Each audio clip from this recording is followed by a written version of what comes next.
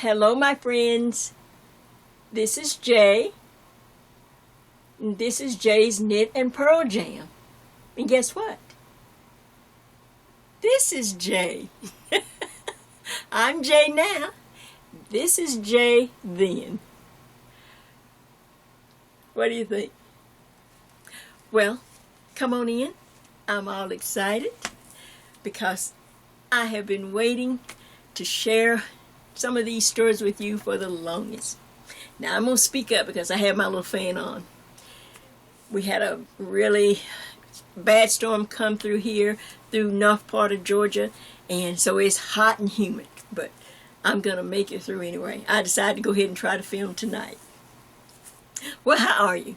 I'm excited that you're here, and like I said, from the intro, June is my birthday month, and I'm so excited because I normally don't talk about myself.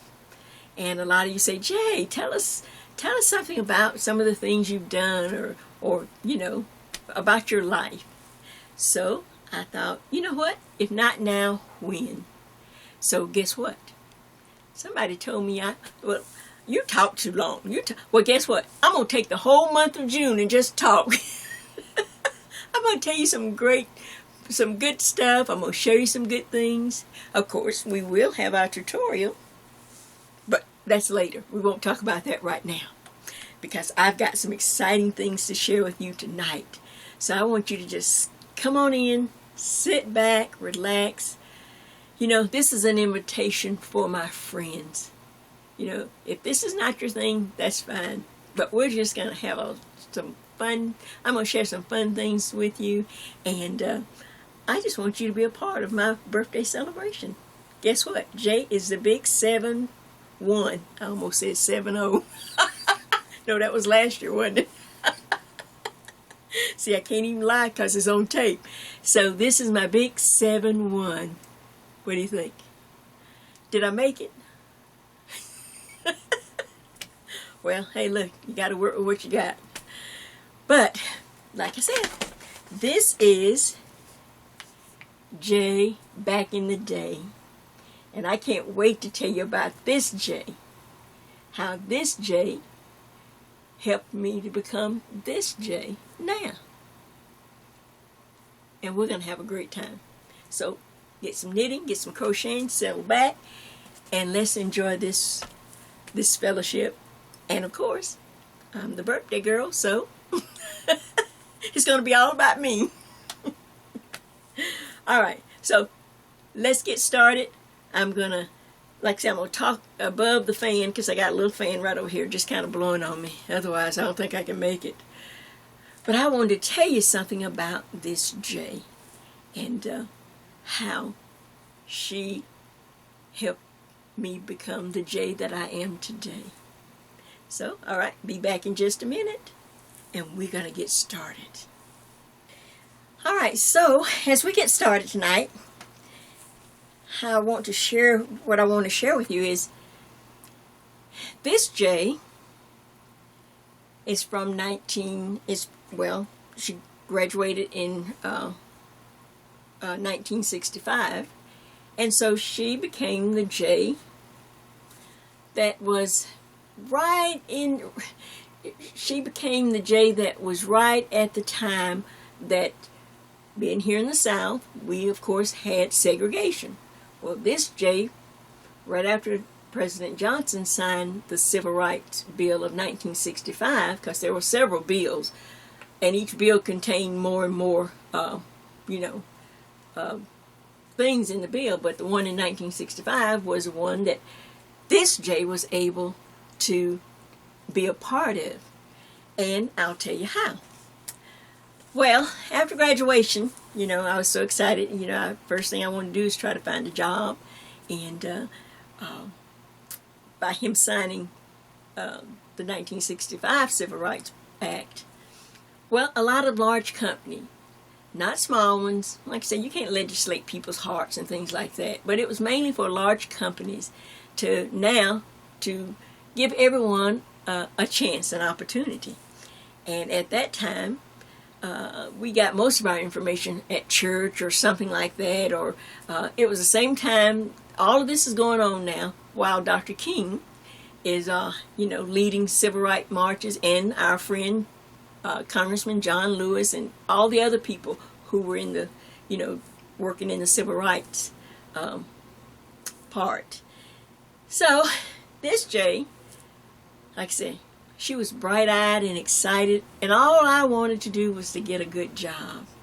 And I found out about, well, really they told us about it. They came to the school before we graduated and shared with us, how this opportunity was coming our way to get some jobs. And one of the companies that really just threw open the door was a company, well, it was based in Atlanta, and we all had, you could go down and apply. So I decided to go down and apply. I told my mother about it, and you have to remember, this is the 60s. We didn't have mass transportation. We didn't have cell phones. There was no computers. There was none of that. You just had to find out either from church or someone had to come and tell you about it. And I found out that Southern Belle, yes, Southern Belle. Now, if you're old enough, you remember Ma Belle. That was the name that it was really known by, Ma Belle. Ma Belle was a conglomeration of Bell systems all over the United States. Being here in the South, of course, we were Southern Belle. But I believe there was, I can't remember all of them, but I believe there was Northeastern Belle. There might have been Northwestern Belle. It might have been Central Belle. I can't remember, but it was a large conglomeration of the Bell system. Not AT&T now, the Bell system. And Southern Belle was hiring operators. And I got the news, I got everything, and I told my mother about it. I don't know how I got the appointment, but I was able to go to Atlanta. Now, like I said, I was about 18 or so. So I was fresh out of high school. I don't even know if that was the first time I'd gone to Atlanta by myself. But remember, there was no mass transportation. The best I could do was catch a Greyhound bus.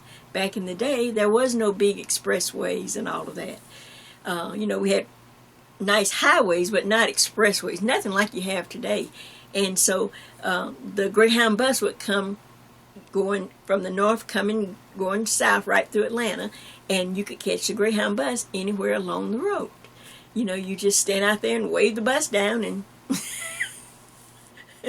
and the bus would stop for you. Yeah. No, I'm not talking about the 40s. I'm talking about the 60s. It was a great time. Yes, there were sad times, but there was good times too. Well, anyway, so I got all dressed. Now, this is back in the day. This is President Kennedy had been assassinated, but his wife Jackie had set a nice standard, and she had this particular way of dressing. So that was our motto. I mean, I would dress up. Some people would even put on hats, to go down or whatever. But I'd dress up in my little A-line dress. Sometimes that's back when I was sewing. It could be one that I made or just bought. But money was tight. That's why I was looking for a job. But anyway, I'd have on my little A-line dress or my little A-line skirt. In fact, that's exactly what I have on in this picture. I remember, isn't it funny how you can remember certain things? When I came across this picture, this, of course, is faded now, but like I said, it was taken, had to be about 66, 67, somewhere like that, 66. Okay. It was a maroon little top that I had bought somewhere, and then I made a pretty lemon yellow little A-line skirt. It was like a little mini skirt, but not too short, just but above my knees. And then, of course, we wore, remember the shoes Jackie wore, the little pumps with the large heels? So I had on my little shoes, my little handbag. I even had gloves in my handbag. Oh yeah, we're talking back in the day, people. Had my hair all pressed, and I got on the Greyhound bus and I rode to Atlanta all by myself. And of course, I got to Atlanta, and then I had to figure out, I had to get, I guess they had given me directions or somehow where I was able to find, how to get there.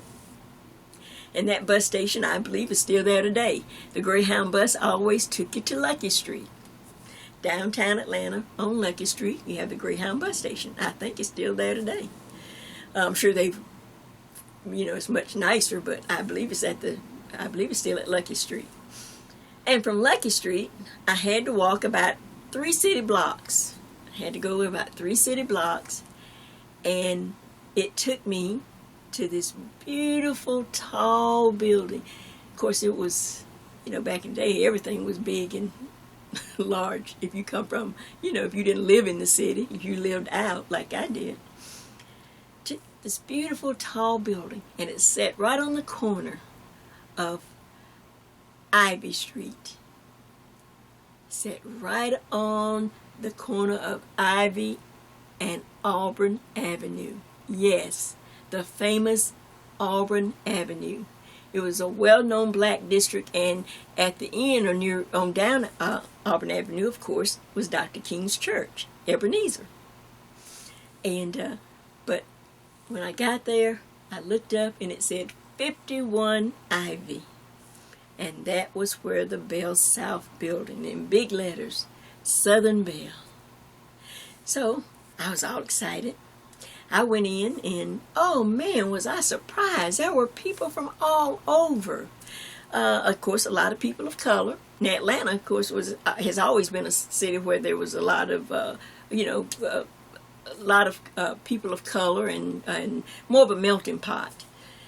So, that probably wasn't a surprise to them, but it was a surprise to me because there was a lot of people, and people were filling out applications. I saw people in groups, and I'm thinking, oh my God, what is going on? I just felt, well, I don't know if I'm going to get a job or not. Too many people. Like I said, I just got out of high school. And remember, Atlanta, then and now, was still one of the leading black educational cities of the South. Had major black colleges. There was Old Marsh Brown, there was Atlanta Clark, there was, of course, still Spelman University, and now they have, Georgia Tech and all the others. But it was a very educated city, not for everyone, but especially for minorities. And it was just packed full of people.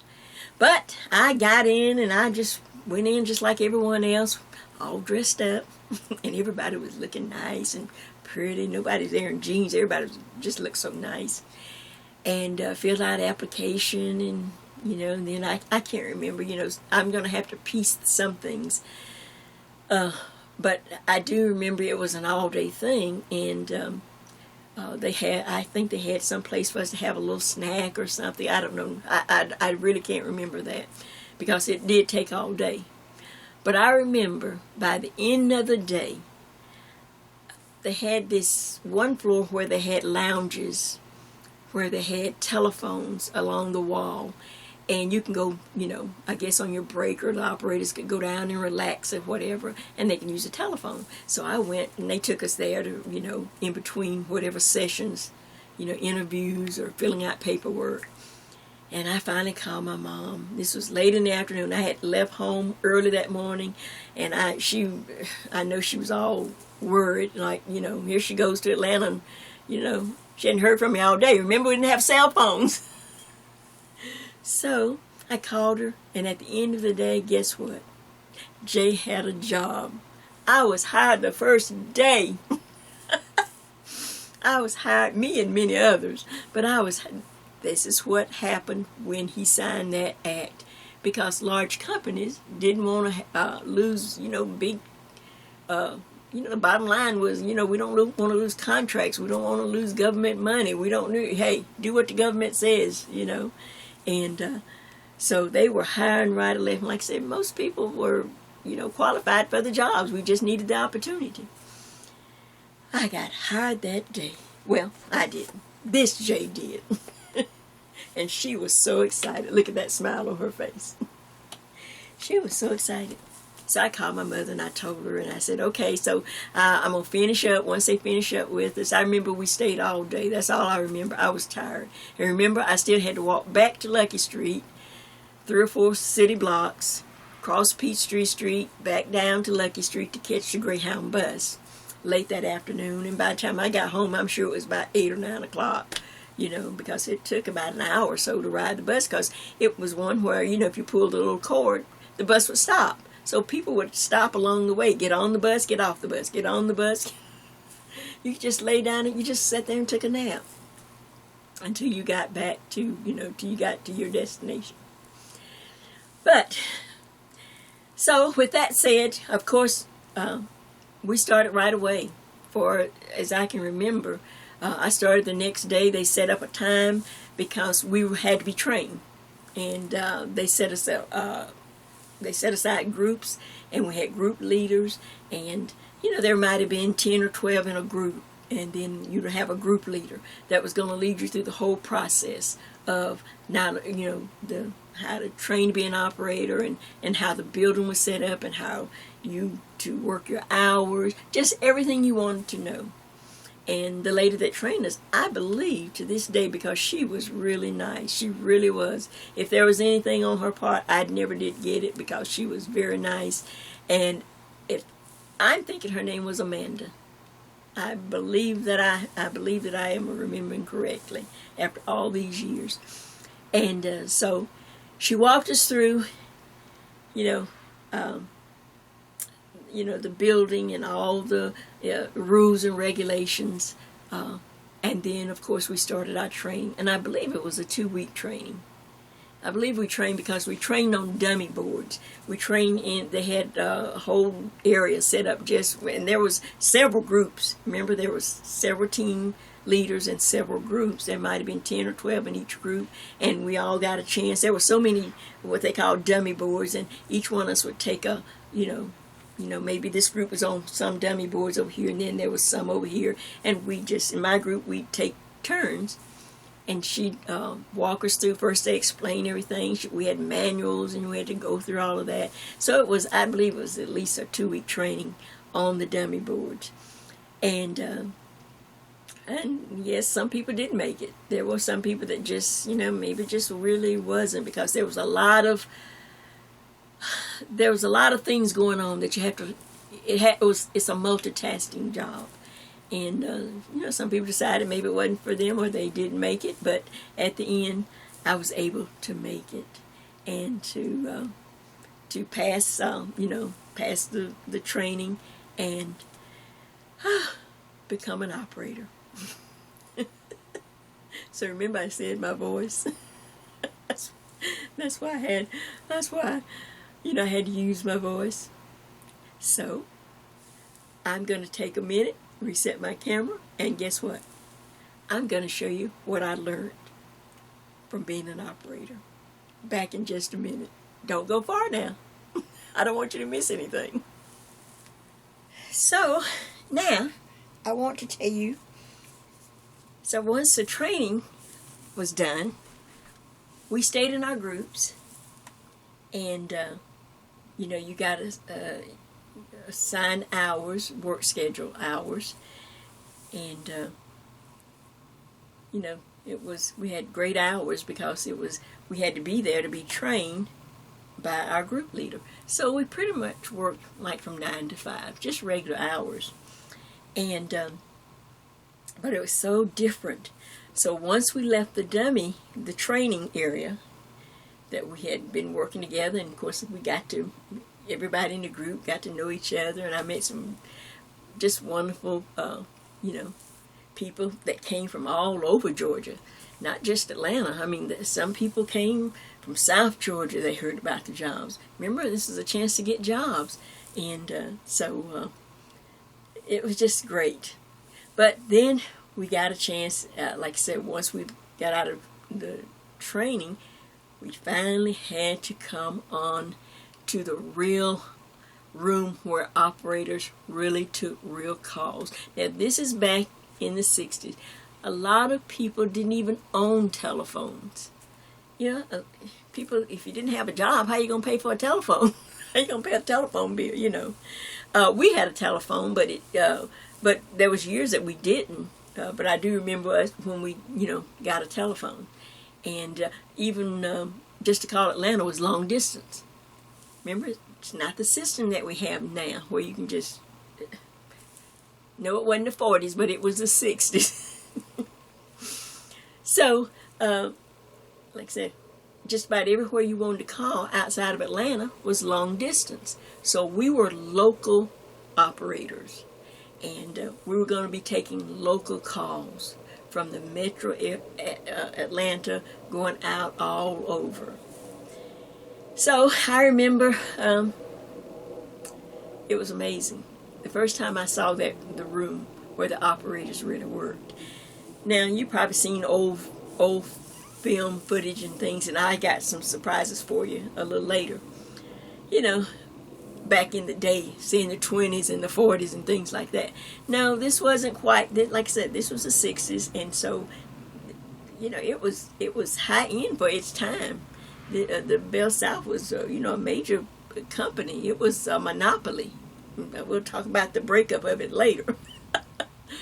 But I remember after we were assigned, first thing after you finish your training and you had passed the training, then you got an operator's badge and all that, and you had an operator's number.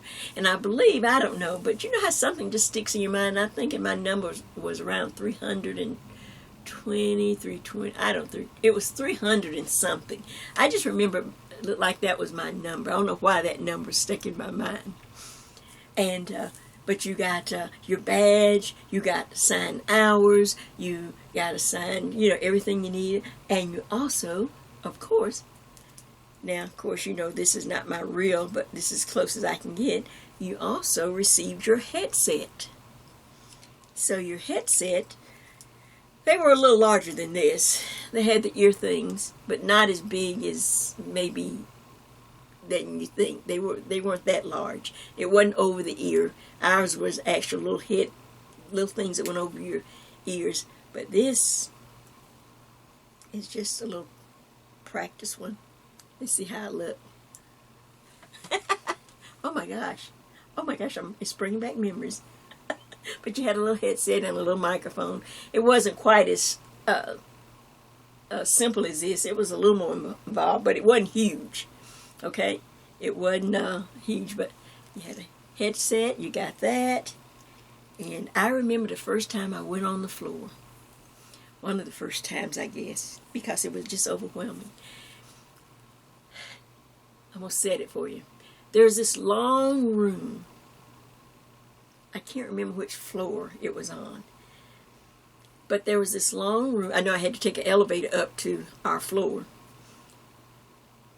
I'd say it was about the size of a basketball court. That's how long, maybe the room, from end to end. And in this room, there was these consoles that just went all the way down. There's just a long line of them, and I believe there was a console like here, and then there was one backed up to it here. So operators sat on each side of the console, and you just look down there, and there could have been 30 or 40 people just sitting down, or probably more than that. All the way down, you just sit down. We still had to sit in groups, even though we were on the floor. And we're going to take real calls, but in order for our training lady to, help us, she had to keep us together. And she would just walk up and down behind each and every one of us, like just the other training people, they would walk up and down behind their people, because they did keep us in groups. And if we had any problems, all we had to do is just raise our hands, and she would be there immediately to help you or to listen in on the calls. Remember, we're on the floor now. We are real operators. Training is over. We had our headsets. But like I said, it was just overwhelming. I remember that the room had large windows, just huge windows that you could, if you went to the window, you could look out and see all over downtown Atlanta. You can just see you can just see buildings and Peachtree Street and because we were up high, and there was just windows all around, the main part of the room, and then you had these long consoles, and you could hear this quiet chatter. That's what it was. Quiet chatter. You know people were talking, but no one was being, talking loud or anything. And there was no partitions between the people. You just sat elbow to elbow at your station. Now, when you walk in, we had to get our cards. Once they give you an operator number, once I got my operator number, every call, in order for me to be paid, I had to log in every call, and I had to do it manually. And we had it. Now, the reason I thought of that number, because you want to assign your number to on every card, that you're going to be working. You're going to put your operator number so that you will be credited for those calls. That's how you got paid. This is a fast-working environment, and but I remember, you got your card, and then we sat down at the consoles. Remember, we had trained for 2 weeks now. It's the exact same setup. Everything looked the same, so it wasn't any surprises. But just to share with you, okay, on the console, in the old days, they have plugs. I had my headset, but I had to plug into the console. There was always 2 plugs to plug into. There was one that you're plugged into, and then one if I needed my team leader to help me, or when it's my time to leave the floor, or my shift is over, whatever, the new person has to plug in. I can't just unplug. The other person has to plug in too, then I can unplug. So, I'm plugged in, and then there's this whole array of plugs that are sitting there in front of you. There's all kind of reference material that we've already been trained on. Remember, 2 weeks of training. Then there's the actual little dialing, little numbers you punch to dial. You always, they supplied the pencils. It wasn't like you had to have your own pen and pencil, no. The reason I'm telling you some of this little small things, because later I'm going to share with you a video you're going to really love to show you the difference between a major big city like, say, New York, how their operators were trained, and us being in the South, in Atlanta. We were very scripted. We had protocols. We even had certain phrases that we had to remember and say them in certain ways. We had to answer calls in certain orders. We were very scripted down here. And like I said, mainly because we were going to just be answering local calls. But back to the console, back to this console, and like I say, you're sitting arm to arm, elbow to elbow, to operators. They're quietly talking. They're doing their calls. You look this way. I'm nervous. I'm looking. Oh, I see 20 or 30 down this way. I look this way. I see another 20 or 30 people, and they're all moving in their hands. You're moving all over. And you take the cord. You always have a cord in your hand because you have to be ready at all times. And, of course, then you have this wall on the console where all the calls come in. They're just like little lights, like Christmas lights almost. Little twinkling lights, and they have little holes right up under the lights. There were little holes where the plug would go. So, as soon as you saw a light, and you got your nerve, and you plug into it, and then, of course, that light would go out because then nobody else could answer that call because you're on that call. And then you work the call. And like I say, you start out, they gave us time, this is going to be something, it's multitasking. You have to think a lot. You just have to take your time. They didn't put us on any kind of, hurry, because we were still new. We finished training, but these are real calls. And of course, each call had to be answered correctly because we were going to be, of course, graded and, paid on how we answered the call. And then at the end, every time you answered a call, there was a place to put the card, so it could be collected, later by whoever, the people that collected the cards, supervisors. And there were supervisors all along. I think there was 2 or 3 desks where big supervisors sat. And then we had our group leaders just walking up and down behind us, making sure that we were, that we, were okay and that we are handling the calls. So, all right, so I just want you to see how it was set up. And it's hard for you to imagine, but like I said, I'm going to show you some things a little later. But just go with me now. I want you to this is in the 60s. Jay's on the floor. She's an operator in Atlanta, Georgia. I am plugged in, people. I have my cord. She can do this. She's excited. Lights start blinking. Lights started blinking. Okay, I got to warn you. When you're an operator, like I said, you want to be sophisticated. Cord up into the plug. Operator, try it again. I got choked up. Let's try it again. Cord up. Lights blinking. Operator. Operator. Yes. This is Gertrude. This is Gertrude Ames. I need to call my sister Rosemary Jenkins down in Macon, Georgia. And I need to speak to her person to person. Can you help me? I'll be glad to. May I have your number? And she says, oh yeah, my telephone number is ... So on my card, I've already put my operator number on several cards so that I'm ready. I'm marking they're little bubbles. Just like, when you take those tests, you fill in the bubble. So I'm filling, and all right? And you want this to be person to person. See, it was long distance. Everywhere outside of Atlanta was long distance. Yes, I need to speak to my sister Rosemary. I need her to come down here. Now, she told me she was coming down here because, we got to put my mother in the hospital. And she needs to come down here and help me. Okay, what's her number, please?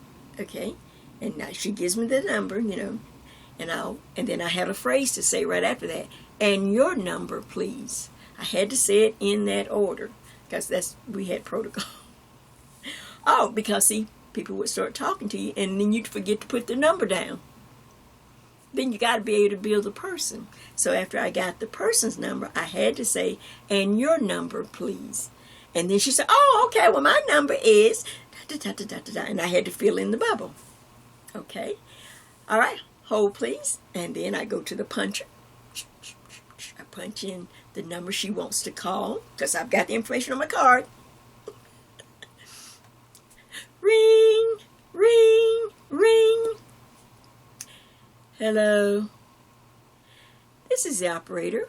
I have a person-to-person call from Gertrude Ames in Atlanta to Rosemary Jenkins. Is Rosemary Jenkins available? Operator, that's my sister. I told her I can't leave right now. My job, I just can't leave. Well, do you want to speak with her? All right, operator. Yes, this is Rosemary. All right, go ahead, please. And then I'd close the little mic thing. Now, there's two people talking. And there's a light down here to let me know that they're going to be talking as long as the lights are on. So all I have to do is watch. It was a person-to-person call. I got both numbers. And then until they stop talking, I just watch lights. And then when they stop, I'll take down the cords. We had to be very careful because there was a lot of cords. Some people have to even reach over into your station to maybe take a certain call. Or they may have to reach over this way. So you don't want to start pulling down cords. Remember those cords you'd see people? Okay, we had to, this is the way we were trained. We start at the bottom of the cord and we follow the cord up and then pull it down when the call was over. Otherwise, you'd pull someone's cord out. Operator? Operator, I'm telling you, this is Sarah Good. I need to make a collect call to Chattanooga. My daughter Brenda she's coming home, and she told me she gave me some information about her transportation, about the bus, and I went over there and she wasn't there. I need to call her in Chattanooga. Can you call her, please? All right. What's her number? I write it on my little bubble. And your number, please. My number is, and she gives me the number and I bubble it in. All right. Hold on, please. I dial in the number. Now, she didn't say collect anything, but it was long distance call. So all I have to do is just let it ring and then close the mic, because I don't have to go in and talk to anyone on there. But say this one. Operator, it's Jesse Stevens. It's Jesse Stevens over here at Royal Tires. I need to reach Paul Johnson. I have been calling and calling, but I can't get through on this number. This is the only number I have. All right. So I'll be glad to try that number for you. What's his number? All right, try this number. And I bubble in the number. I have called and called, and all I get is a busy. Bump, bump, bump. I got things to do. I got a company to run over here. See if you can get it. See if you can get him on the line. Hold on, please. And your number, please. Oh, I'm over here at Royal Tires. I'm at... So I bubble in his number because he got a telephone assistance from an operator. He has to pay for that. Even though it's not a long distance call. I'm a local operator. Back in the day, people just didn't dial straight through. They used the operator. Ring, ring, ring. Sir, I'm sorry, no one's answering. I think I gave you the wrong number, operator. Try this number. All right, try this number. And he gives me the number. There's another place on there, so I put in that number. Hold on, please. I dial the number up. Bump, bump, bump, bump. That's what I got, operator. That's what I got. Can you see if that line's been used? Hold on, please. I'll check the line. I can move the lever. Yeah, I told Willie to bring me those tires, and he didn't. Sir, that line is in use. Well, how am I going to get him? He needs to come over here and pay for these. Well, would you like to try to get a little later? All right, then. All right. Thanks, operator. All right. Pull up. Pull that one down. All right. Got my cord in my hand. So, while tell you about some of the calls. All right. Since we were local operators, a lot of people wanted to place long-distance calls. For instance, operator, this is Mary Baker. I need to call my sister. She lives in England. And I'm just so worried. I haven't been able to speak to her because we were gone. And, I'm afraid that, I just don't know if she's any better. She had gotten sick. Can you help me? I need to call my sister in England. Well, ma'am, I'll connect you with the overseas operator. Oh, yes, I'll connect you with the overseas. We're local operators. Well, okay then. Thank you so much. Then I put the other plug up and connect her with the overseas operator, which was really more like New York operators. Bigger cities. Remember, I'm down here in Atlanta, Georgia. We're just local operators. Another call that we have. It's very important. This call, back in the day, do you remember? There's some still around today. Not a whole lot, but, telephone booths. Calls where you have to pay. Well, in training, they kind of let that training to the very end because it was a little more involved. You're going to be collecting money. But we found out, at the end they told us every time you answer a corn call or corn box back in the day, they were called corn boxes, and where you collected money, you get double for the call. So once I made friends and we would talk about it and share about the training and laugh and everything. So we wanted to start trying to answer these coin boxes, because if you'd answer 10, you got, it was like getting 20 calls. So, operator. Hey, operator. Yes, sir. This is Joe. This is Joe Brooks. I'm over here. I'm down at the Piggly Wiggly. All right, Joe. And I need to call my friend James Buford. He's down in Valdosta. He told me he was going to come up here and help me move. He said I could use his truck, and I hadn't heard from him, so I got to call him down in Valdosta. I want to call him, and I want to call him collect, because he promised me he's coming. All right, sir. First of all, let me get his number. What is his number? Oh, yeah. Wait a minute. Hold on. Okay, I got it right here. His number is, and he'd give me the number.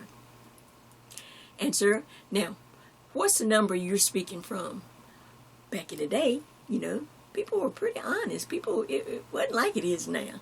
He said, oh, I'm down here at Piggly Wiggly, because, I had to walk like almost a mile to get this phone. All right, what's that number? See how they get, that's why you had to have certain protocols, because people would talk. Oh, okay, up here on the phone, here it is, operator. All right, now, let me try the number. So I dial in the number. Ring, ring, ring. Hello. This is the operator. I have a collect call to Mr. James Buford from Mr. Joe Brooks in Atlanta. Will you accept the charges? No, operator, I ain't accepting the charges. I can't talk to him. You told me you were going to bring, sir, he didn't accept the charge. Yeah, but operator, he said he was going to bring his truck so I can move. Will you accept the charges? No, operator, I won't accept the charges. Okay, operator, how much it is? I'll pay. How much is it? So I look at my little book. See, it's a multitasking. All right, I'm watching everything. I've been watching look, right. There, remember the two other ladies? Okay, so I can follow the cord up. They weren't anything special. I can pull those cords down. But I still have Joe, right, and have the other man. They're talking. Well, for 3 minutes, the Valdosta, it's going to be $4. $4? Lord, I ain't got $4. Hold on a minute. Man, accept the charges. No, I ain't accepting charges, and I'm going to hang up. Oh, wait, operator. Wait, I got the $4. Hold on a minute. Yeah, I got it. Yeah. Now, this is before they had dollar bill. You couldn't put a dollar bill. It was all coins. That's why they call them coin boxes. That's why we got paid double. Here we go, operator. Here. Wait. Here we go. Cling. Cling, cling, cling. Well, the machine did the count. Now, at least I didn't have to count. Cling, cling. Wait a minute. Now, how much was it? Okay. All right. That was $1.50. Okay, hold on. Cling, cling, cling. Cling, cling, cling, cling. So you had to pay for the first 3 minutes or whatever it was. All right, so then he put some money in. All right, go ahead, sir. Then they can start talking. All right. But now, I've got to keep answering calls, but I have to keep my eye, and you got to keep your eye on Joe and James, because we've got to collect that money in case they go over. We got to make sure they don't go over their minutes. Now, the console will let me know. There was a light or something to let me know that they had stopped the call, and if it was over. All right, but we have to go on. Plug up in my hand. Always a plug in your hand. Operator. This is Annie Mae Butler. And I need to get to work. I keep calling Victory Cab Company, and all I get is a busy. Now, I've got to get to work. I work down at Grady's, and I work that 3 to 11 shift. If I don't get there, my supervisor's she's going to deduct from my check. Can you please try the number at Victory Cab? All right. What's that number, please? Give me the number. Remember, we're local operators. So everything, if you want to operator to assist you, you have to pay for it. So I took her number.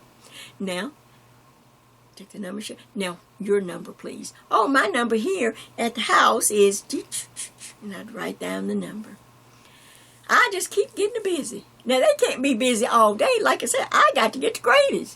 I worked that 3 to 11 shift, and I can't be late. I've been there a long time, you know. And, Lord, my back is hurting. Hold on a minute. I'll try the call for you. I got to watch Joe. Okay, I punch in the number. Then I move the lever a certain way. She can't hear it. She's plugged in. Only I can hear it. I can pull the lever to here to see if the line's in use. When I dialed it up, I got a bump, bump, bump, bump. That's exactly what I got, operator. Hold on, ma'am. I'll check the line. So now I can pull it a certain way that she can't hear it, but I can. Yeah, I'm telling you, I just don't. See, I just need to hear enough to know that people are talking. I don't be eavesdropping. It takes honesty. Maybe that's where I got honesty from. I don't know. Because it takes honesty. You have to be honest not to be doing this. Ma'am, I'm sorry, but that line is in use. Well, what am I going to do? Well, I can connect you to information. And you could try another cab. Well, yeah, but I only use Victory cabs. Because I know Clancy down there, and he'll get me to work on time. And then sometimes if I don't have the money, he'll just drop me off at Grady's anyway. Well, ma'am, do you want to try him a little later, or would you like information? All right, give me information. So I hook up into information. So I'm just local. I'm not information. Okay, so she's talking information. I look over, Joe's still talking. Okay, but I see the time is ticking away. Remember, you only had 3 minutes. You only paid for 3 minutes. Okay, let's see here. Operator. Operator. Operator. Hello, is your mother there? No. But operator, is your refrigerator running? Yes. Where you go, better catch it. Please hang up the phone and don't play on the phone. Bye. Bye. Oh, Joe just got off. Oh, he went over like a minute and something. Okay, take that, follow that cord, take this one down, ring. I ring Joe. He's hung up. The other guy's hung up. Ring, ring, ring. Oh, please. Ring. People were honest back then. Hello? Hello? Is this Joe? Yeah, operator, this is Joe. Thank you so much. That helped me a lot. He gonna come. He's gonna come. He gonna come and help me move. He just couldn't come today. You know, sometimes I just need him to let me borrow his truck. Well, Joe, you ran over the minutes. I did? Oh, operator, I'm so sorry. I didn't mean to run over the minutes. Okay, how much I owe you? Well, unfortunately, you owe me another $3. $3? How long I talked? Well, you talked over the minutes, and it says you owe $3. Operator, hold on a minute. Let me see what I got. Okay, now the boards are lit up. Oh, I can take this one down. And those are through talking. Okay, somebody's going to reach around me, reach in front of me. I lean back a little bit. He's still looking. $3, okay. Hold on, operator, hold on. Hey, Lil Wayne, come on over here, man. Come on over here. I need $3 to pay for my call. See, people were honest back in the day. He could have just slammed the phone down. How am I going to find him? But people were just honest back in the day. You know? Oh, man, where you get them chicken wings? Oh, them good. Oh, them... wait a minute. I got $1 here. Can you loan me $2 then? Loan me $2. $2. I'm going to pay you back. Man, I'm going to pay you back. Loan me the $2. So, okay, operator, I got $3. Here it comes. Ting, cling, clink, clink, clink. Boards lit up. I need to answer more calls. Clink, clink, clink, clink, clink, clink. How much is that? And then the thing tell me that's $1.75. Okay, clink, clink. But he puts all the money in because back in the day, people were honest. Oh, brother, thank you so much. Thank you so much. I'm going down here now and I'm going to get me a sandwich down at Piggly Wiggly. All right. Thank you, sir. Bye, operator. Bye. Okay. Now, so I get a break. You're working till you have a break, and the way you either you go on your break, or your lunch, or it was the end of your shift, we had a place to put a card up, and then you just wait to whoever's coming in, because remember, operators are 24/7. There was people coming in at all times. They had all kind of shifts, all kind of hours, and somebody would just come in, and they'd see your card up, and remember, there's 2 plugs. I'm plugged in to the console. There's one right next to me. We even had a way to change my purse. There was a place underneath for your purse. If somebody comes and sees my card, okay, then she comes in, plugs in. I go out of the seat this direction and get my purse. She slides in, and then I'll let her know if I had any, like a coin box or something that she needs to monitor. If it's just regular calls, then of course I have to make sure all of my cards are in the slot, because she's a different operator and she's going to have a different number. Now, I'll tell you this, and then we're going to... All right, so when you're newly hired and you're training and working, and I'm training under my leader, my team leader. Of course, she's working 9 to 5. So we get to train and work maybe our first week on the board, 9 to 5. Well, that was wonderful. But once that part of working on the real board, it was like a week maybe on the real board. Then we would only call someone if we actually needed help. She didn't have to walk behind us anymore. Well, guess what? Newly hired, you got the worst crappy hours. That 9 to 5 stuff was over. And I got what you call the dreaded splits. The split is when I would leave home at 7, because I would work a split from 10 to 2, and from 2 to 6 I was off. But I couldn't go back home and ride the Greyhound bus and then come back. That's just 4 hours, because I'd have to be back at 6 to go on from 6 to 10. Yes, that was how... Those are the hours that a lot of us got. We got the crappy hours. People who had been there longer, got good hours, daytime hours. So, as I get ready to start my first split, oh gosh, I'm shaking, I'm nervous, I'm excited. I made it through the day. I didn't really have to have any help. I got my calls. I filled out my tickets. So I put my card up. Someone comes in. They take over. I move out of the seat. I take my headphone. I keep my own headset. Take my purse. Now I'm on a 4-hour split. Now, of course, I can go to lunch. I can go shopping. I can walk around the city of Atlanta.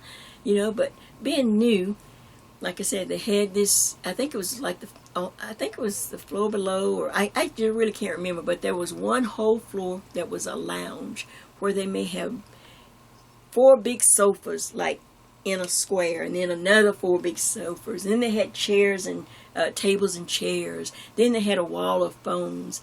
So there was plenty of things that you could go down. You could take a nap. You could, people didn't. I didn't think at that time. I wasn't crocheting and knitting, but people, a lot of the people were in college. They had to go down and maybe do the homework. We didn't have computers, so they were down there in their textbooks doing their homework, writing out whatever paperwork they had. Things like that. Sometimes I would walk across town, just walk, get out and walk. Sometimes I'd go down Auburn Avenue, just to walk and see the shops. It was a historic black district, and I would never have gone down there since I just worked up on on the corner there of 51 Ivy and Auburn Avenue. So I'm gonna stop here. I'm gonna stop the tape so that I can go take the split. Now, while I'm gone, I want you to check out New York operators. I really searched to see if there was old footage of maybe some Atlanta operators, but I couldn't find any. But I did find some of New York operators, and you're going to see the style. What a difference in style. But remember, don't look at me now. this is me, just like you're going to see those young ladies in this link. This video I'm going to give you the link to, so that you can go watch the New York operators. They were young, just like me, around the same age. It was the same year, 1969 to 1970 something, and or 60, whatever, 60. It'll show them there. But we're pretty much the same age. Wearing the same style of clothes. You know, we're just operators. So take a look at that, doing while I take my split. And look, don't oversleep. I have to come back on. Have to be back at 6, and I'll work 6 to 10. Whew. Well, I'm back. I had my split. I walked across town. In fact, one of the first things that I bought myself, I bought up on Peachtree Street. It was, you know, it's like one of the main thoroughfares right through the center of downtown. And of course, I don't remember the name of the store, but I saw this coat in the window, and it was lemon yellow. It was calf length. It was double-breasted. It was a winter coat, a wool, lemon yellow, double-breasted, calf length coat. And of course, back in the day, they had layaway. So I had, you know, during the few, you know, times that I would get out and go walk, if it wasn't raining or bad or something like that, I'd walk up and down Peachtree Street, or walk over to, back in the day, there was only one store that everybody knew, that was Rich's, owned by the Rich family. And you'd walk over there. But this was a store, I remember I bought it up on Peachtree because it was in the window. It was in the window on a mannequin. And as I would walk up and down, you know, on a split, you know, those 4 hours I had to use up, I saw this coat, and one day I just went in, and like I said, back in the day they had layaway, and I probably put like $10 or $15 every time I got paid until I paid it off.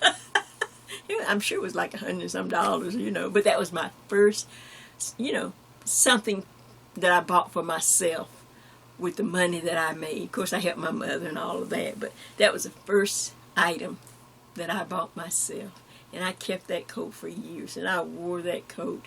Of course, I was thin and cute then. It was a beautiful coat. It really was. Had a collar. I'd walk up and down, and of course, you know, I had on my, you know, did you see the kids, like in the video link, the big heel shoes? I'd walk up and down. It was so pretty. I kept it for years. Even after I got fat, I kept it. I couldn't even wear it. Oh, I don't know how long. But I stayed with Southern Belle for about 4 years, and then of course life happens, you know. I met my husband, we got married, you know, I worked at other places, then we had our first son, and a few years later we built this house, and I had the second son, but eventually, after I left, you know, that's when the government came in and broke the Bell system up. They said it was a monopoly. You know, Congress, it was a big deal. It went to Congress, and they had, you know, it was big back in the day to break it up because there were so many moving parts to the Bell system. Like I said, they had all kind of, you know, Pacific Bell, Northeastern, you know, all kind of bells. And they said that was a monopoly. And sure enough, when it broke up, then of course all these other systems that now we take for granted were able to come into existence because they broke up the Bell system. But years later, I re-entered the Bell system workforce, but it was for one of their sister companies, you know, another company. After it was broken up, you know, then they had little smaller companies here and there. Well, I was hired by one of their smaller companies in the closer to my home or whatever, and I stayed there quite a few years, and that's where I get my not my retirement. My retirement comes from my husband's retirement. But I get over and above that, I get a pension because once I went, I left the Bell system and it broke up. Your seniority, your years of working there carries over. So after so many years, my service was bridged, and of course I got like double the seniority, and I get a small over and above a small pension from that. So, my life is still forever tied with Southern Bell. I guess I'll always be an operator in my heart. And my mother used to always say, she'd wake me up in the middle of the night. She'd say, "You're saying operator again." All night long. Operator, operator. She would wake me up and says, "You're dreaming. You're saying operator." So I guess I will always be an operator at heart. And, I don't know. I wish, what would I say, the message to the younger me? Carpe diem. Seize the moment. Stay in the moment. Seize the day. Enjoy where you're at the time that you're there. Don't be in such a hurry to go to the next level or the next place. When you're young, all you can think about is what's next. Not what's before me. So that's what I would say to the younger me. Jay, you're going to make it. You're going to be just fine. Stay with it. Don't be in a hurry. Enjoy your life. That's what I'd say to my younger self. I think 71. I can say I've made it, don't you? Oh, now we'll see what's ahead. So, I just wanted to share that with you, let you have a little glimpse. I hope I didn't bore you too much. I enjoyed every minute. It was like reliving everything. I really, I've had a long span, and I've had a good life, and of course, as we go on, not all in June, because I've lived a lot of lives. But eventually I get around to more of when I was a decorative painter, when I was a tile painter, and other things that I may have done over the years. I'll share them at another time. But I wanted to start out celebrating my birthday with you, my friends, and give you a glimpse of how this person, this Jay, helped to make this Jay. So,